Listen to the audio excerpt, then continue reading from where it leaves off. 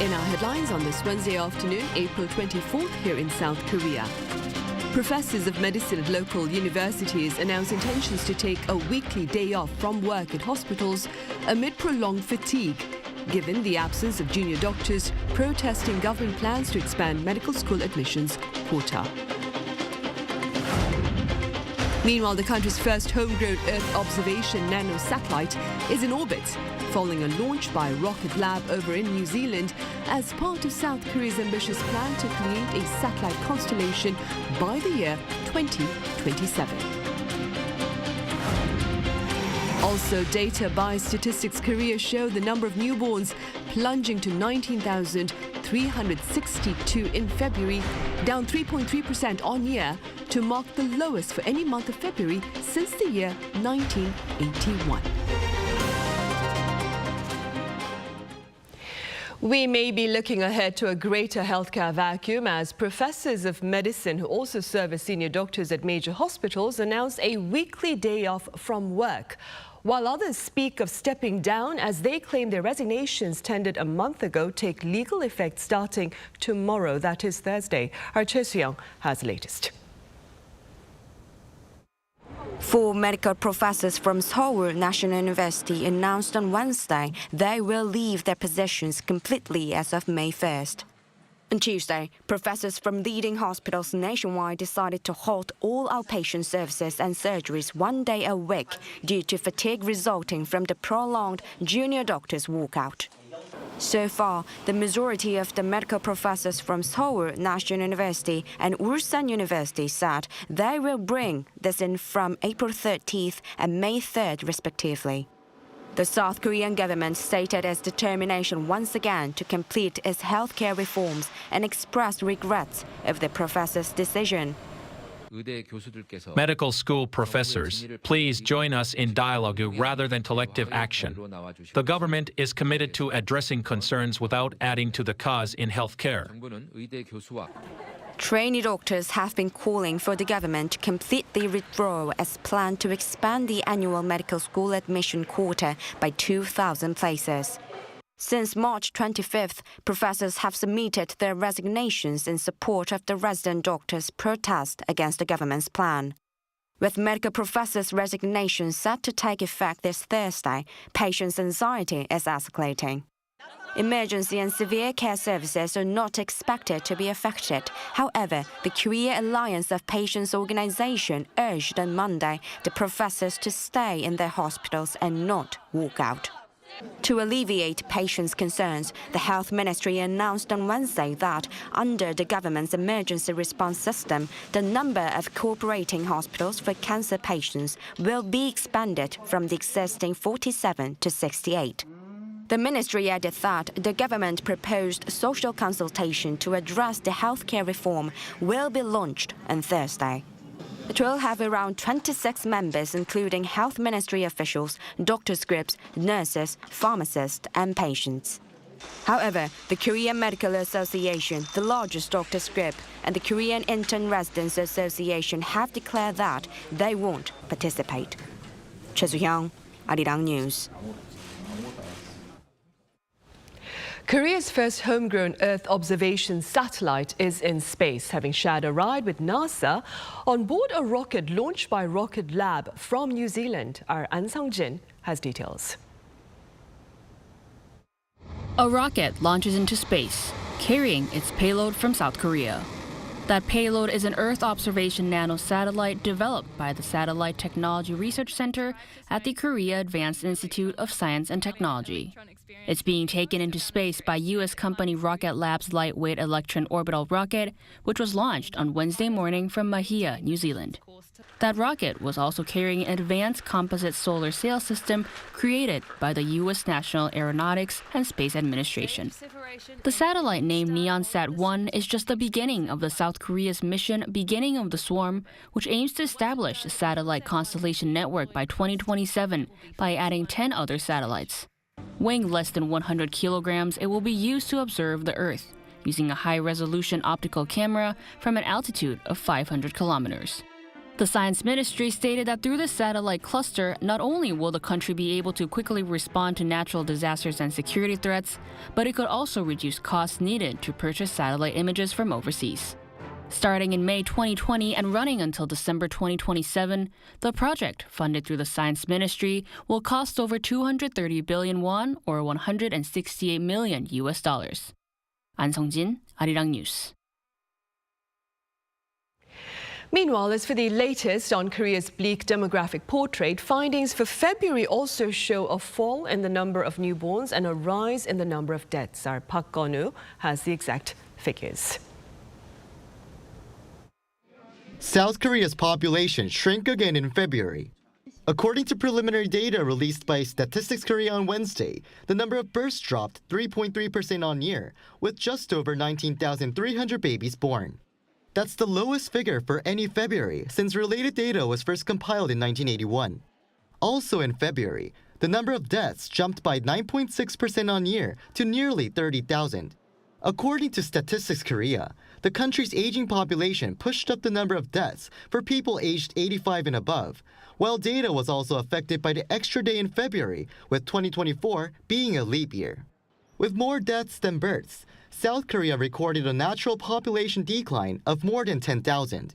That means 52 straight months of natural population decline. Also in February, the number of registered marriages stayed just under 17,000, down 5% compared to the year before.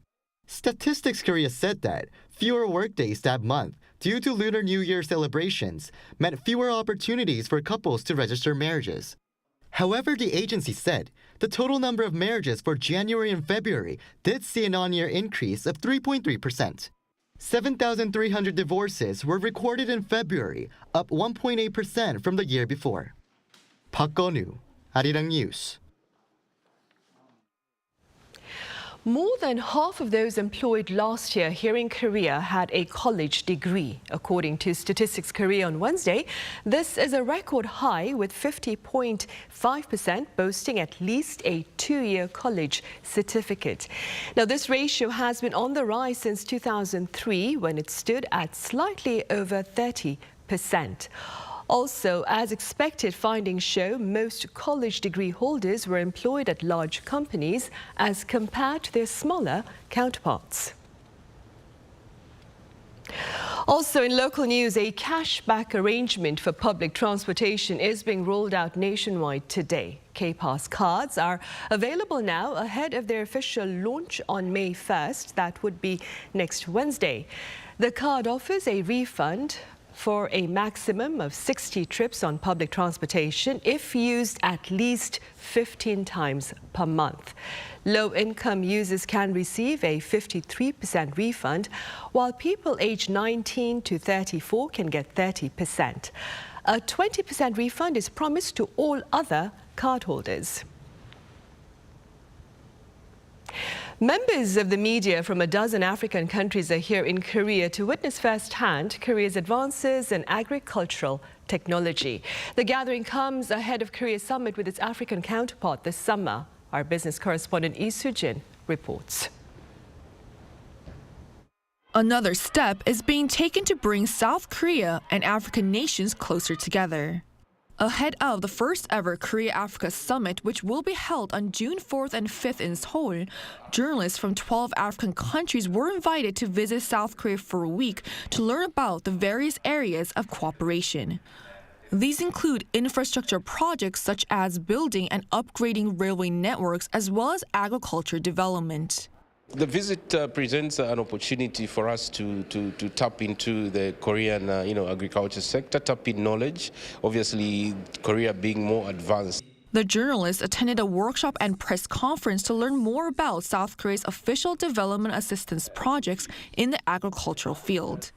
The Rural Development Administration currently operates both bilateral projects through COPIA, the Korea Partnership for Innovation of Agriculture, and multilateral projects through CAFASI, the Korea-Africa Food and Agriculture Cooperation Initiative, to share and develop localized agriculture technology.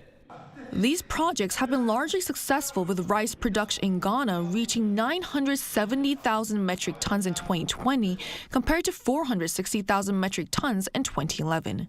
And the Rural Development Administration also officially launched the K-Rice Belt initiative with the Agriculture Ministry as an extension of these ODA projects.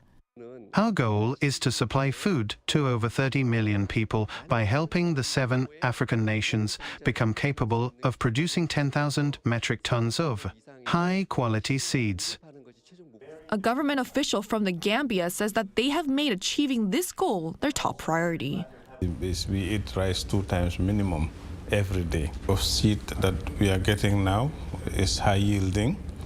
And then there's also plans to come up with technology, which is equipment to mechanize the process. As well as improving yields, South Korea and African nations are working together to develop seeds resilient to droughts. Both sides focus on developing agriculture technology that are both sustainable and suitable for the climate in Africa. The upcoming summit is expected to lay the foundations for further collaboration. Yasukuni, Arirang News.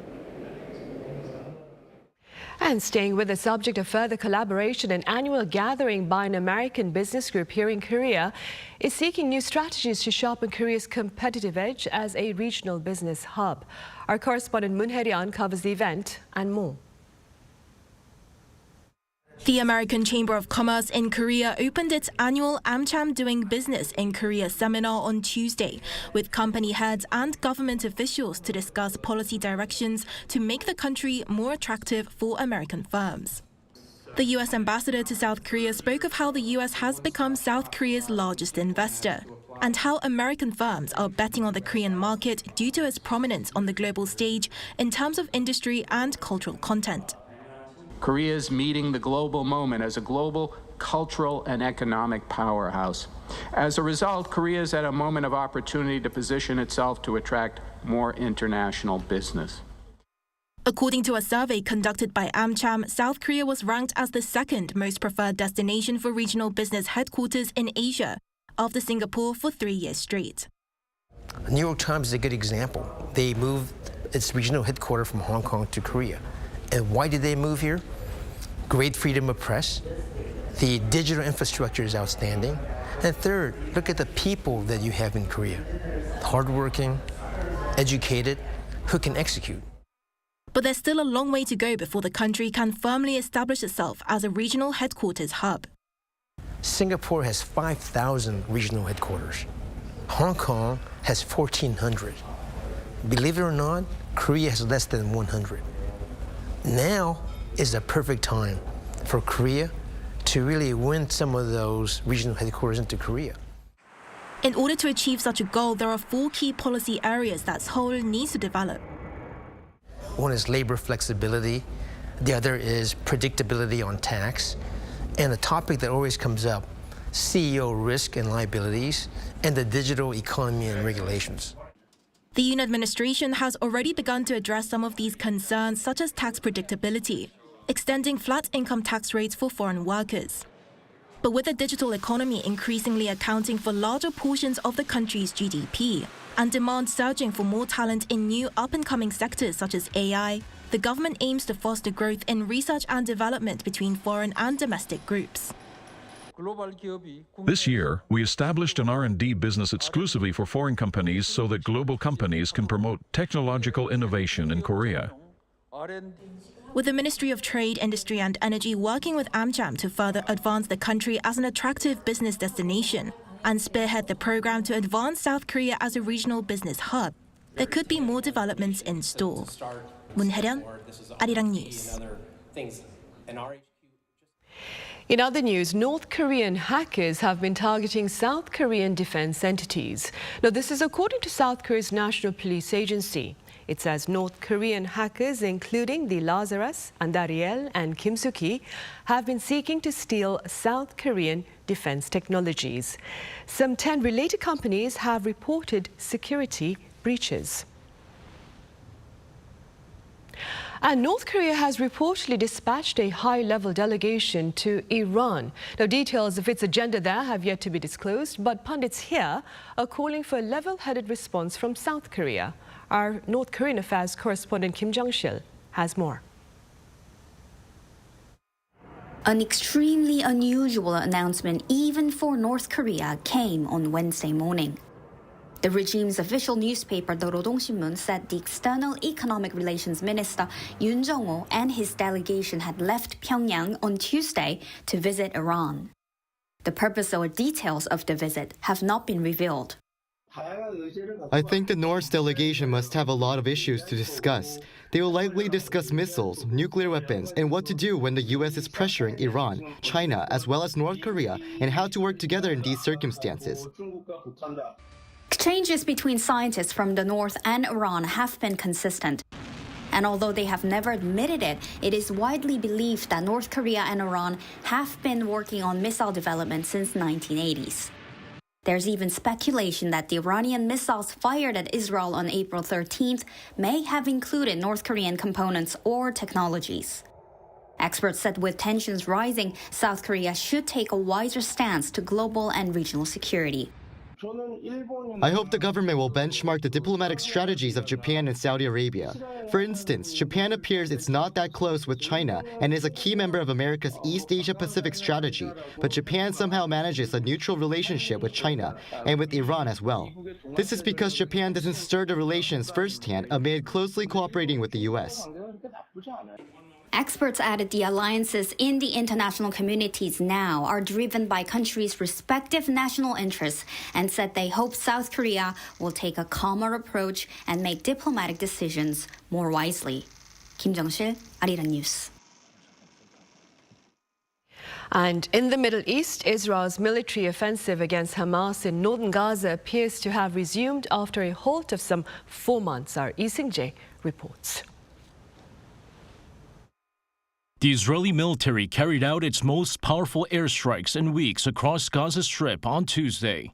According to Reuters, Israeli soldiers ordered residents to evacuate, telling civilians that they were in a dangerous combat zone. Residents in the region also said that there had been non-stop bombardments by Israeli tanks and fighter jets. This comes as the Israeli military last week began moving tanks into Beit Hanun on the northeast edge of the Gaza Strip. It's also been nearly 4 months since Israel halted its offensive in the northern enclave after claiming that Hamas had lost control of the region. Despite the Israeli military withdrawing most of its troops from southern Gaza earlier this month, leaving behind only 1 brigade, airstrikes and ground offensives were also reported in central and southern regions of the Gaza Strip. Hamas has reorganized its battle lines and restarted its resistance against Israeli forces, firing rockets toward southern Israel.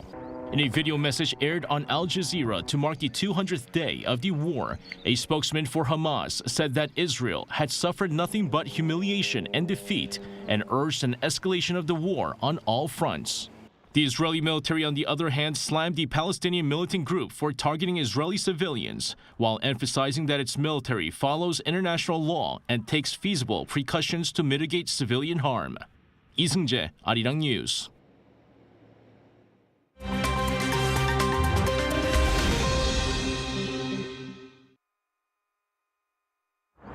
Let's take a look at the latest news in the world now. We begin in France, where 5 migrants died in a failed attempt to cross the English Channel in an inflatable boat on Tuesday. According to a local official, a 7-year-old girl, a woman, and 3 men died in the incident, which involved a small boat carrying 112 people near the French resort town of Wimereux. The overcrowded boat reportedly hit a sandbank, causing a number of passengers to fall into water. A patrol boat was immediately dispatched to the scene, where rescuers found several people unconscious. 47 of the passengers were rescued, but 50 remained on board the boat and decided to continue the crossing. Only hours earlier, the UK's controversial Rwanda Bill was passed, aimed at discouraging illegal migrants from crossing the English Channel by sending them to Rwanda. So far this year, over 6,000 migrants and refugees have already crossed the dangerous sea route from France to the UK. Taiwan has had more than 200 earthquakes since Monday afternoon, the largest registering at 6.3 magnitude. The country's Central Weather Administration said that the quakes were aftershocks from the devastating 7.2 magnitude earthquake of April 3rd. Around 3 weeks after the April 3rd earthquake, which killed at least 17 people, Taiwan's Hualien County has been hit again by dozens of quakes. The Hualien Fire Department began cleanup efforts on Tuesday following the additional quakes, while no casualties were reported. The Taiwanese government closed schools and workplaces in the region on Tuesday. The director of Taipei Seismological Center, Wu Qianfu, said that the quakes were a concentrated release of energy and that there may still be additional weaker earthquakes in the coming days. Now to Malaysia, where two Navy helicopters collided in midair during a naval parade rehearsal on Tuesday morning, killing all 10 crew members. The AW139 Maritime Operations helicopter and the Eurocopter Fennec crashed during training at the Lumut Naval Base ahead of celebrations for the 90th anniversary of the Royal Malaysian Navy on Saturday. The crew members, who were all under the age of 40, died at the scene. Defense Minister Mohammed Khaled Nordin said that the investigations are underway. A guitar played by Beatles legend John Lennon is set for auction after having been lost for 50 years. The 12-string acoustic guitar was found in the attic of a home in the UK by the son of its current owners.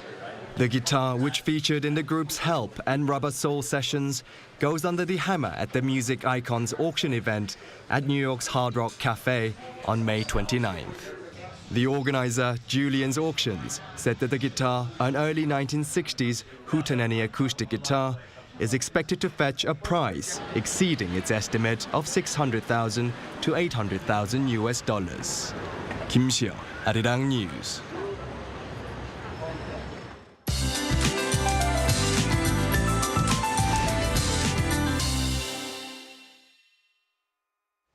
Good afternoon. Spring warmth was replaced by heavy rain this morning.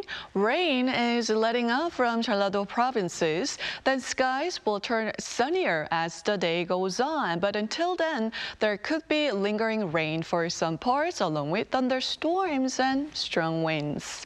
Today's rain brought down the highs in central regions and Jeollado provinces. Seoul only sees a high of 17 degrees Celsius this afternoon, and strong winds will make it feel cooler. Again, sunshine should return later in the day from Jeollado, so please don't leave your umbrellas behind. Daegu sees a high of 22 degrees Celsius this afternoon. Meanwhile, it's a rain-free day on Jeju with a high of 19. Pleasant spring weather returns tomorrow under brighter skies. Then it will only get warmer as we head towards the weekend. We could even have a glimpse of summer weather this weekend again, with an expected high of 29 degrees Celsius here in the capital. With that in mind, let's take a look at the international weather conditions.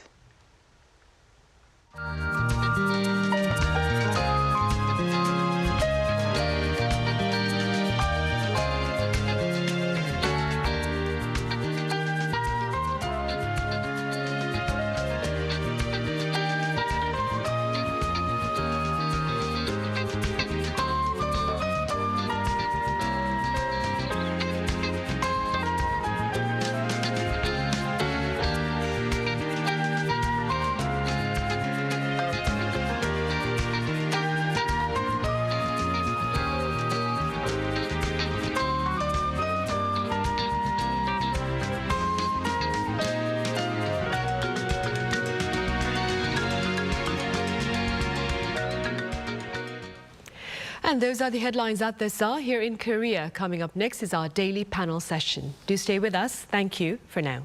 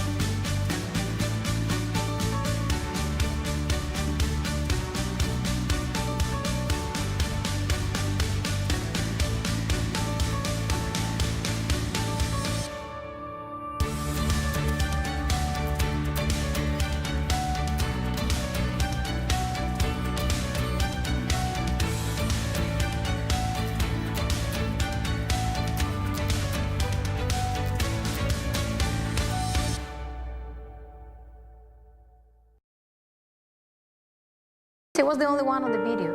It's the video that he took. So just to blame among the young people, he betrayed her. So if I was her, I will never forgive him. 근데 진짜 너네 가만 안 둬? 어?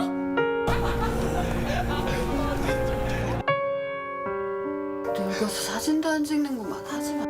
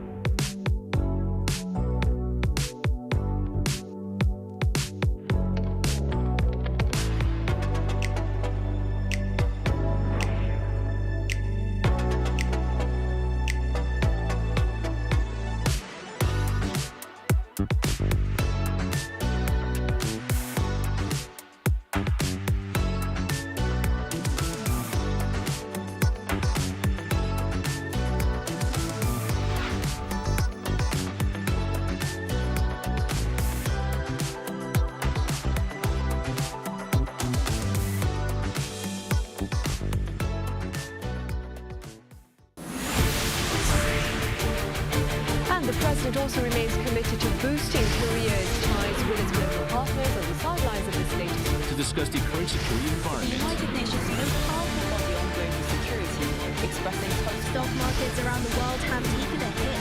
Speculation that the US Federal Reserve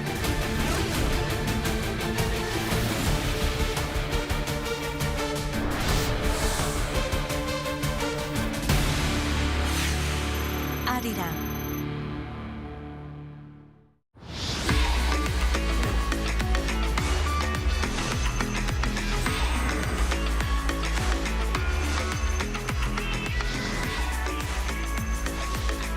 Lotte takes a new leap beyond its boundaries.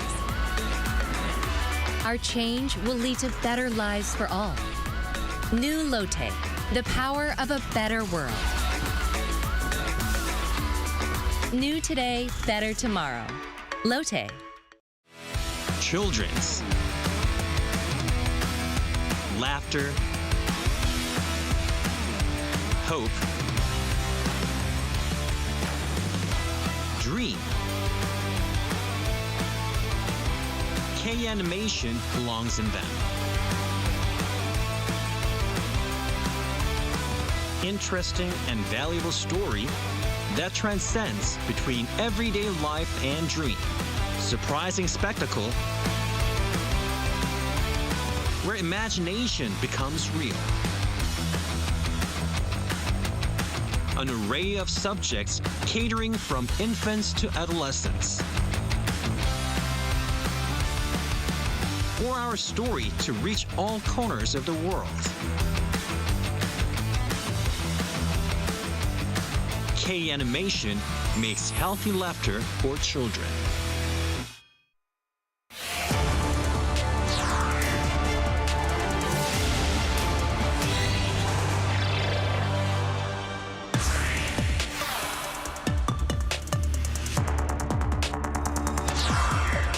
North Korea conducts its first nuclear counter-attack drill, and South Korea believes the drill seeks more than simply a show of strength. So what are foreign correspondents saying about this latest display of defiance? Why is the British media highlighting North Korea's bioweapons pursuit? And how did American studios unwittingly outsource animation work to North Korea? Hello and welcome to yet another edition of Issues and Insiders. It's Wednesday, April 24th here in South Korea. I'm Min Sun-hee. It's that time of the week yet again during which our foreign correspondents share their thoughts on some of the top stories regarding the peninsula and more. For this, I have Celio Fioretti here in the studio. Celio, welcome back. Glad to be here. I also have Nicholas Smith with us. Nicholas, it's good to have you here. It's been a while. Thank you for having me back. Right, Nicola, North Korea's Kim Jong-un supervised a drill simulating a nuclear counterattack against South Korea and the US earlier this week. Let's begin with details of this particular development and its broader implications, of course. Okay, well, first of all, it follows a series of tests that began Friday with cruise missiles, and then on Monday there was a volley of short-range ballistic missiles from an area near Pyongyang into the waters off the eastern coast. And then on Tuesday, state media revealed that Kim Jong-un had personally supervised the regime's first ever drills to simulate its nuclear trigger management system. And it said that this was a tactical drill that simulated a nuclear counterattack involving super large multiple rocket launchers aimed at the country's enemies, which were then named as the United States and South Korea. And North Korea made it clear that it had been riled by the joint Air Force drills by the US and South Korea. And it said that Kim Jong-un oversaw these drills that involved the manoeuvring of troops in a nuclear counterattack posture and the firing of artillery with mock nuclear warheads, and said that he was praising the readiness of the world's best tactical nuclear attack weapons. Pyongyang has claimed that some of its artillery systems, including 600mm multiple rocket launchers that were tested on Monday, are capable of delivering tactical nuclear warheads. And the implications really are that North Korea is acting with increasing swagger. This has a destabilizing effect on the Korean peninsula, and it raises tensions, also raises the possibility of conflict or accidental conflict as well. And some of this belligerence is likely due to North Korea being enabled by Russian support. You've seen Russia blocking the United Nations Security Council, trying to block their monitoring of sanctions violations. And also we've seen political support from China as well, with high-level delegations. And against this backdrop, Celia, do you suppose South Korea and its allies have been doing what they can to keep North Korea in check? Well, the situation is quite difficult. Since the beginning of the year, the situation really changed on the peninsula. Kim Jong-un doesn't want to hear word about unification anymore, has made move to destroy any monuments in Pyongyang referencing it. Also in the propaganda, it also erased any words towards unification. So it's hard for South Korea to really establish a dialogue with the North. However, it's good to note that both Seoul and Washington left the door open for negotiation, especially Washington with the new step-by-step approach. So they're really seeking any compromise possible to really ease the tension. But Kim Jong-un continues its provocation, as we have seen this week. It claims to be in response to South Korea and US drills, air drills that were held this week. It's really difficult for Korea to open up a dialogue, and I think Korea should also seek to local and regional partners, China, Japan. There's a trilateral summit coming in May. I think it will be a good occasion to talk with our different partners about local stability, local security, and address the North Korean issues. Right, indeed. Meanwhile, Nicola, in recent days, quite a number of British media have been touching upon US concerns with regard to North Korea's bioweapons program. What more can you tell us? Well, if we look at the basic reports, first of all, they're quoting the US, America's latest assessment of North Korea's weapons of mass destruction, published in an annual report by the State Department. And this report concludes that the United States assesses North Korea has a dedicated national level of offensive biological weapons program. To quote the report, it says the DPRK has the capability to produce biological agents for military purposes and the technical capability to produce bacteria, viruses, and toxins that could be used as bioweapon agents. And it says the DPRK has a capability to genetically engineer biological products. It talks about another capability of being able to weaponize bioweapon agents with spray and poison pen infection devices. So it all sounds very spy worldly. This is not a new revelation.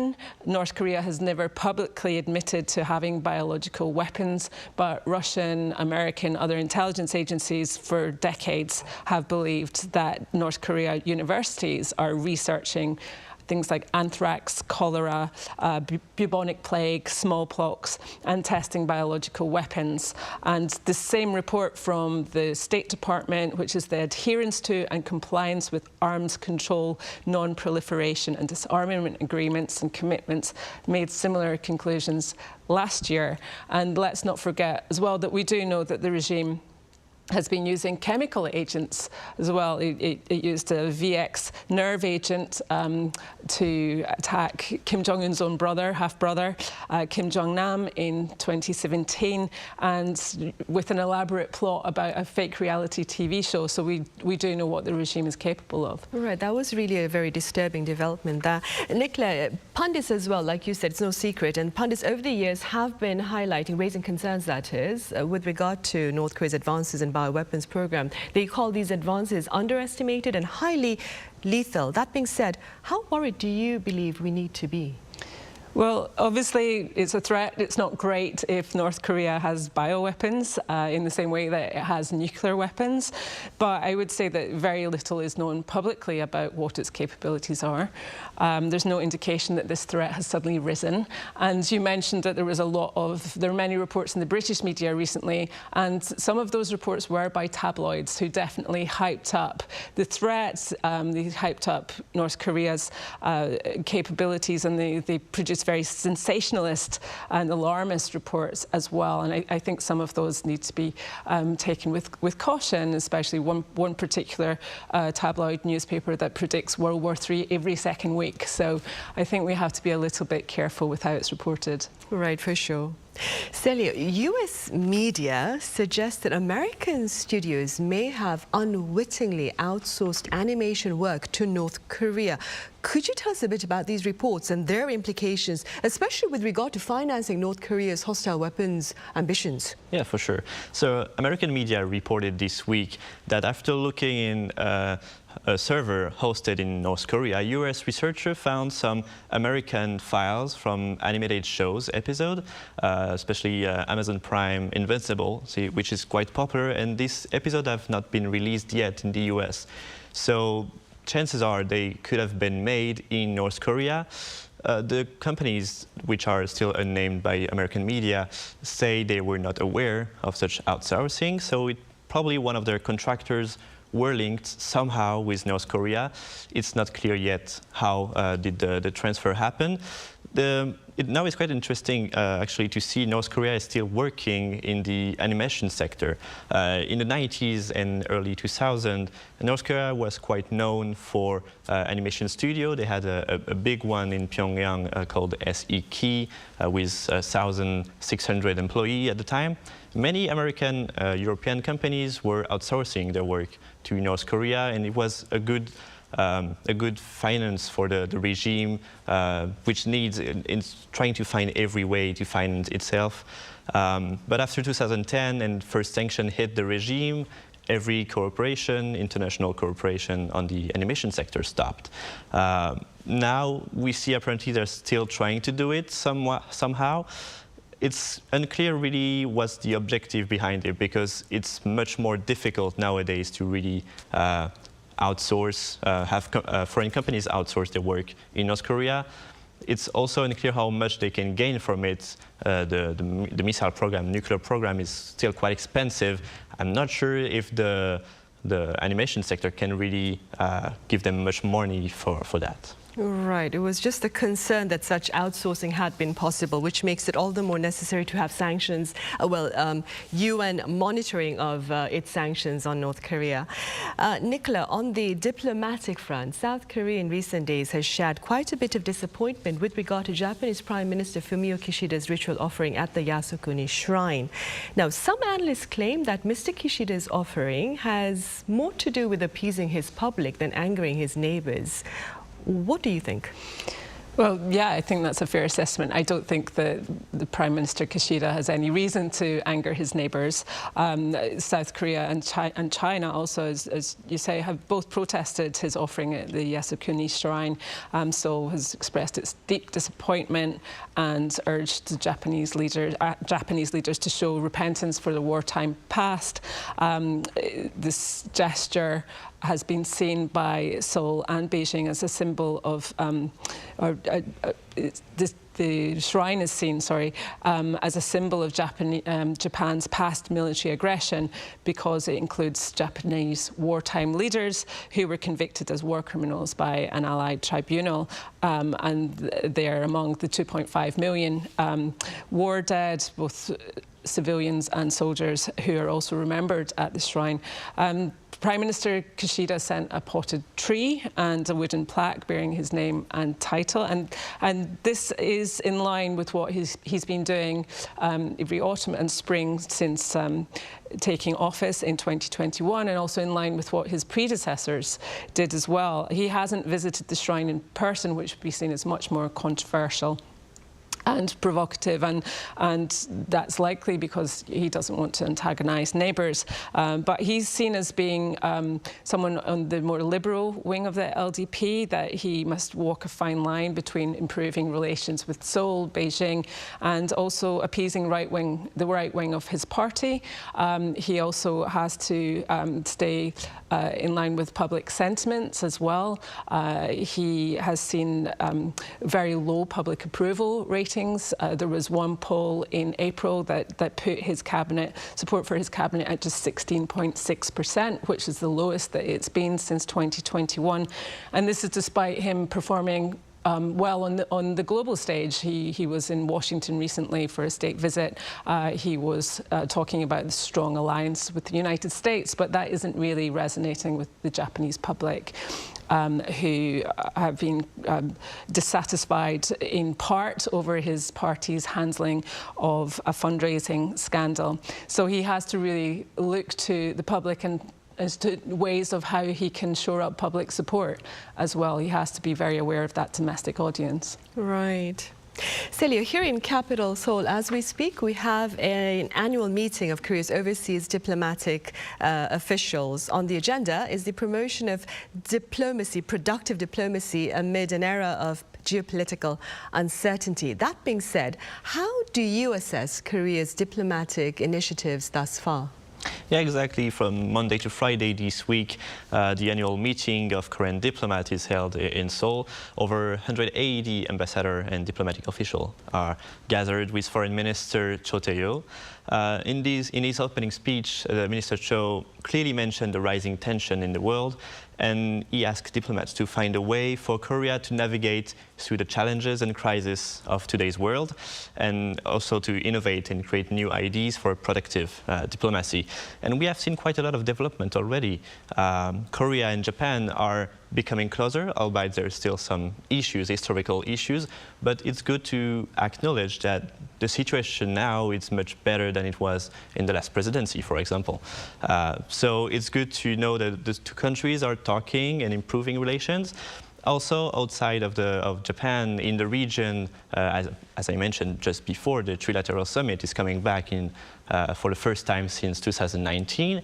It's a good way to open the diplomatic relation in the region, talk with our partners, China, Japan, about security issue, but also trade, which is really becoming a tense and sensitive topic with China, Korean and China trade.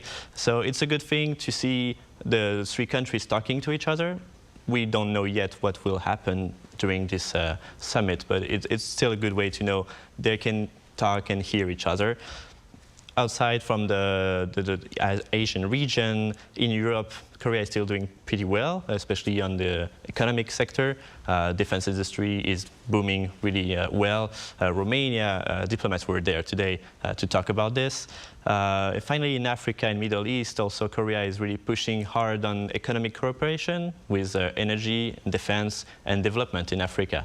So the trend these days for the last 2 years, Korea really went outside and trying to have new challenges, bring new prospects and new program to the world. And I think it's going quite well. Right, and all these actions, all these activities take place under the Yoon administration's grand plan of becoming a global pivotal state, Nicola. That being said, what do you propose to secure this diplomatic ambition?